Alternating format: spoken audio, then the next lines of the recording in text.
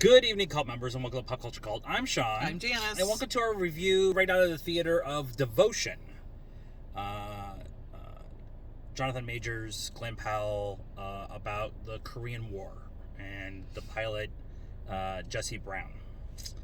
I would say spoilers, but, I mean, it's based on a true story, so you've been warned, I guess. Well, I mean, yeah, we don't have to spoil too much of it. But. Right. Initial thoughts? Wow.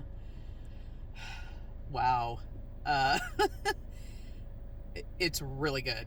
It's really good. Very well done. It's really, my emotions are complicated right now. There's so much.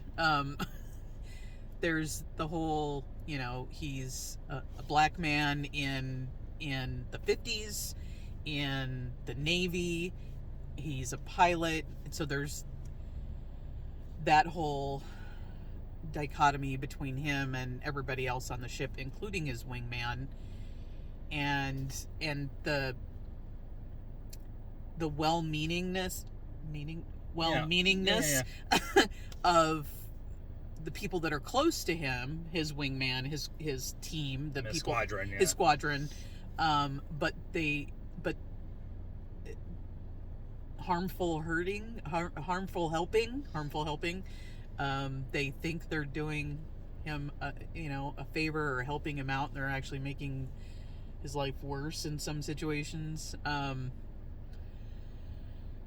And all the relationships, like there's a little bit of the Hollywood story or dramatization. Yeah, things happen in movies, but just the relationships are not what you expect, what you normal Hollywood relationships. Him and his wife, and him and the lieutenant commander, and it's interesting what the relationship part of it is.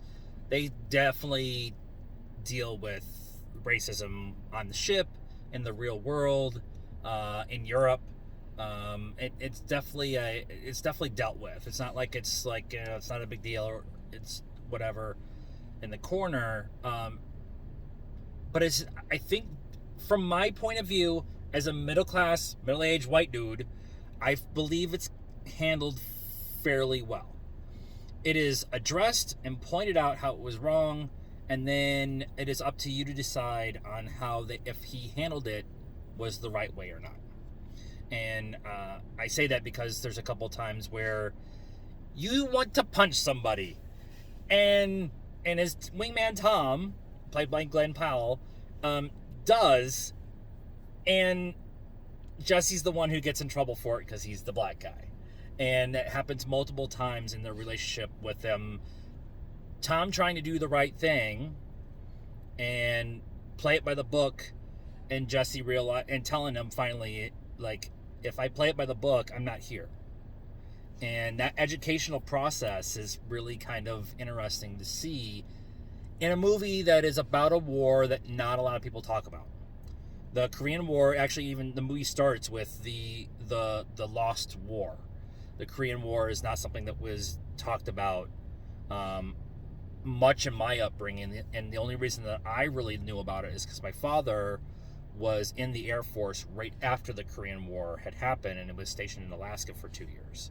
And so the idea of the Korean War was still fresh in his head, so it was something that was talked about in our house, but it wasn't taught in our schools other than a footnote. Yeah. And I'm finding that cinema and television is teaching me more about American history than actually the American history classes that I took, both in high school and college. And that's offensive to me. This movie is extremely well shot. There are 2 oneers in this movie that are on the list of some of my favorite shots I've ever seen in any kind of cinema. If you're going into this thinking that it's going to be a big shooty up wartime movie, it's not that. And I think some of the discussion and possibly some of the Rotten Tomato scores and stuff like that is that people's expectation is that this was a war movie, and it's not. It's a civil rights movie. The title is Devotion. Right. It is a civil rights conversation wrapped in a friendship that happens to be in the backdrop of the Korean War. And I think if you understand that going in, I think you're going to be much more accepting of the story that's being told, because it is slow moving at times. And I don't find that being bad. I don't mind a slow burn. I actually appreciated it here, because everybody on all the characters within the movie that they're telling, the story that they're telling, everybody had to get there on their own pace, and some were slower than others. And so even Jesse was slow to let people that weren't like him in, because he had a bad experience and was completely legitimate. So there's a oneer in here that Jonathan Majors should get nominated for an Academy Award just on that one shot. I don't think he will, just because this movie is not getting as much hype as everything else that's coming. But I really think that one shot puts him in the conversation for Best Actor of the Year. Yeah. I know exactly what you're talking about. It's yes. amazing. Yep. It is amazing. Both his performance and how they shot it. And that's just cool. This is cool. Score 8.5. 8.5.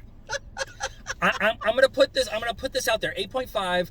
I really, really, really like this movie. I don't know if it's in my top 10 at the end of the year, because rewatchability for me probably is gonna be low. Because feels. I don't like feels. So let us know what you thought of this movie and our discussion about it in the comments down below. Please be nice. That's a requirement around here. Like this video, subscribe to the channel, hit the bell for notifications, follow us on all the social media stuff, Facebook, Instagram, Twitter, and TikTok. Links in the description down below. And until next time, cult members, good afternoon, good evening, and good night now.